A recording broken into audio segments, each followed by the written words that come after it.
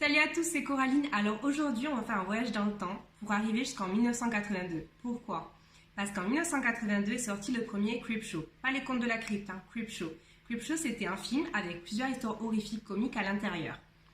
Donc ça commence avec un petit garçon qui est tranquille dans sa chambre en train de lire son comics américain à l'ancienne mais horrifique.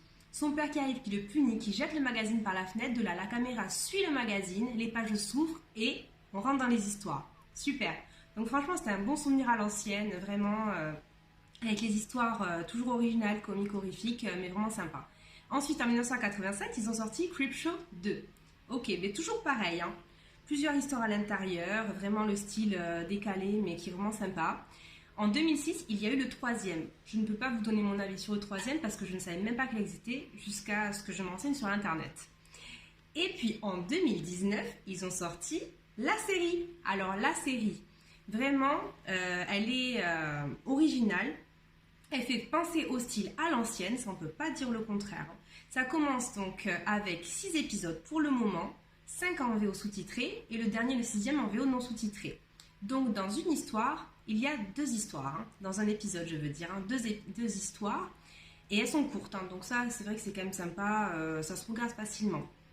Mais le problème, c'est que le VO sous-titré n'est pas terrible. Donc je vous conseille d'attendre que la version française soit sortie pour pouvoir le regarder tranquillement. Ce qui est sympa, c'est qu'ils ont voulu donner un style à l'ancienne, avec les effets spéciaux faits exprès à l'ancienne, pour les nostalgiques, pour vraiment que les personnes qui aimaient ce genre-là se retrouvent plongées dans les histoires à l'ancienne. Ce qui est sympa aussi, c'est qu'ils ont fait un effet comics.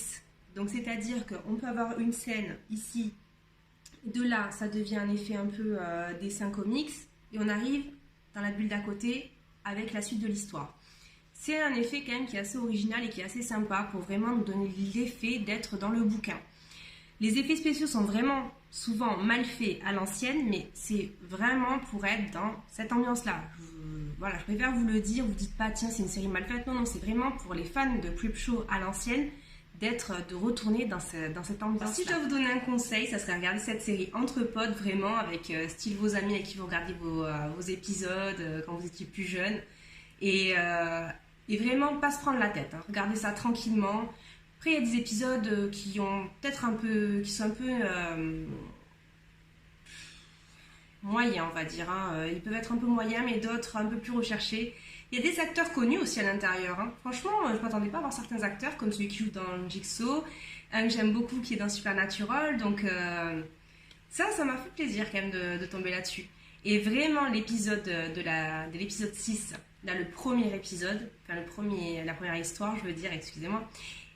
Vraiment, j'ai dit non, mais pourquoi il est en VO? Parce que c'était mon préféré. Et là, franchement, je me suis éclatée, même à la fin, j'ai même rigolé. Vraiment, là, j'ai dit ah, génial! Donc, je vous conseille de regarder. Et puis, si vous avez apprécié, vous pouvez mettre un j'aime. Vous pouvez aussi me donner vos avis. Mais comme je vous dis, franchement, il ne faut pas se dire tiens, c'est un nouveau truc super bien fait et tout. Non, vraiment, c'est la série qu'il faut regarder tranquille, posé, avec des amis qui ont le même délire. Et ça sera parfait. Allez, je vous souhaite un bon visionnage. Salut, salut!